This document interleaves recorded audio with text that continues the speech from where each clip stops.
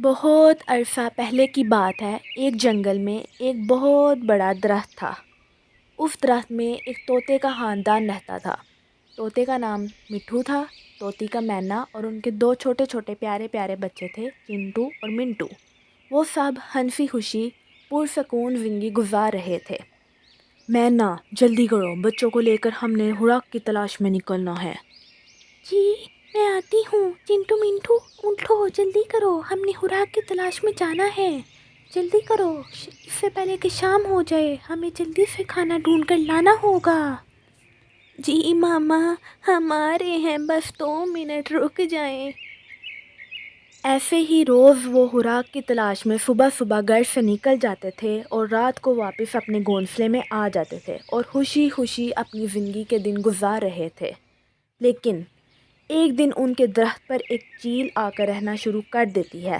چیل بہت شرارتی دماغ کی ہوتی ہے اور ہر وقت یہ سوچتی رہتی ہے کہ طوطے کے خاندان کو کس طرح سے پریشان کیا جائے۔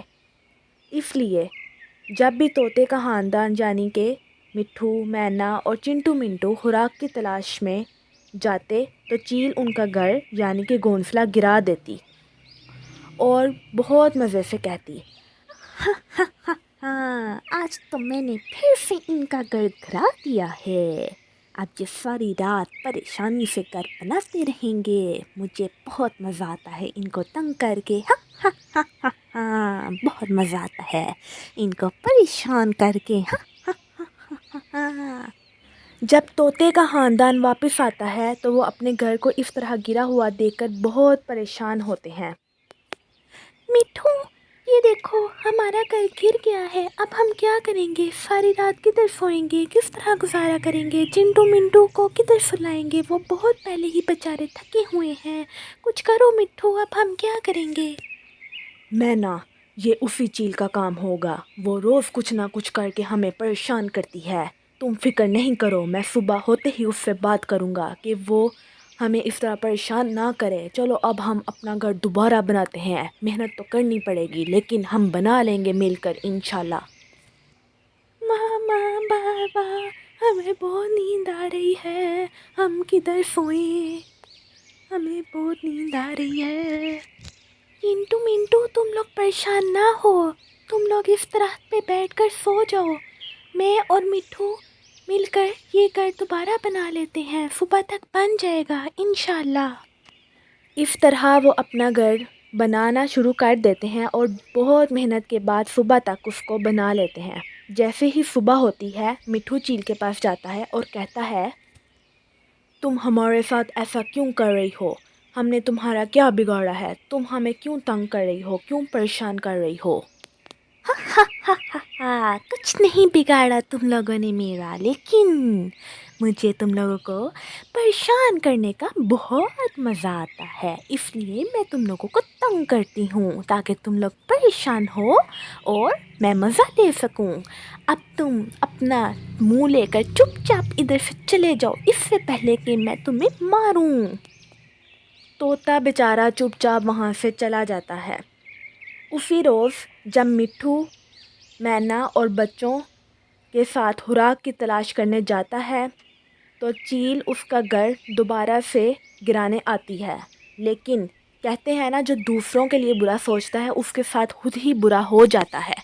جب وہ بیچارے طوطے اور مینا کا گھر گرانے جا رہی ہوتی ہے تو اس کو اسی وقت ایک شکاری دیکھ لیتا ہے، لیکن اسی وقت یہ سب مٹھو بھی دیکھ لیتا ہے اور وہ آ کر شکاری کا دھیان بھٹکا دیتا ہے۔ اس کی وجہ سے شکاری کا نشانہ چوک جاتا ہے اور چیل موقع پاتے ہی وہاں سے اڑ جاتی ہے اور اس کی جان بچ جاتی ہے۔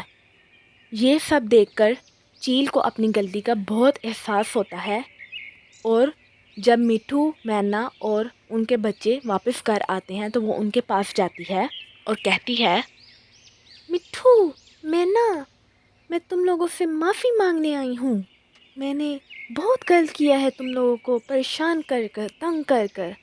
آج جب صبح میری جان شکاری سے مٹھو نے بچائی تو مجھے اپنی غلطی پر بہت افسوس ہوا، میں تم لوگوں کے سامنے معافی مانگتی ہوں، برائے مہربانی پلیز مجھے معاف کر دو، میں آئندہ کے بعد تم لوگوں کو کبھی پریشان، کبھی تنگ نہیں کروں گی، بلکہ تم لوگوں کے ساتھ مل کر رہوں گی اور خیال رکھوں گی ہر ضرورت پر۔ ٹھیک ہے، ہم تمہیں معاف کر دیتے ہیں، کیونکہ ہم برائی کا بدلہ کبھی بھی برائی سے نہیں لیتے، بلکہ اپنی اچھائی سے لیتے ہیں۔ ہاں جیل، ہم نے تمہیں معاف کیا، اب تم جا کر اپنے گھر سکون سے سو۔ اب ہم مل کر رہیں گے ساری زندگی در اور کبھی بھی ایک دوسرے کو پریشان نہیں کریں گے۔ اس کے بعد مٹھو، مینا اور ان کے 2 بچے اپنی زندگی دوبارہ سے ہنسی خوشی گزارنا شروع کر دیتے ہیں، اور چیل بھی ان کے ساتھ زندگی ہنسی خوشی گزار رہی ہوتی ہے۔ تو بچوں، اس کہانی سے ہمیں یہ سبق ملتا ہے کہ ہمیں کبھی بھی کسی کے ساتھ برا نہیں کرنا چاہیے، صرف اپنے مزے اور شرارت کی خاطر کبھی بھی کسی کی فیلنگز کو ہرٹ نہیں کرنا چاہیے اور اس کا نقصان نہیں کرنا چاہیے، بلکہ سب کے ساتھ اچھا کرنا چاہیے اور ضرورت پڑنے پر ان کی مدد کرنی چاہیے۔ ایسے ہی مزید اچھی اور مزیدار کارٹون کہانیاں دیکھنے کے لیے ہمارے چینل کارٹون ٹارٹون کو ضرور سبسکرائب کریں اور لائک اور شیئر کرنا مت بھولیے گا۔ اگلی ویڈیو آنے تک کے لیے اللہ حافظ۔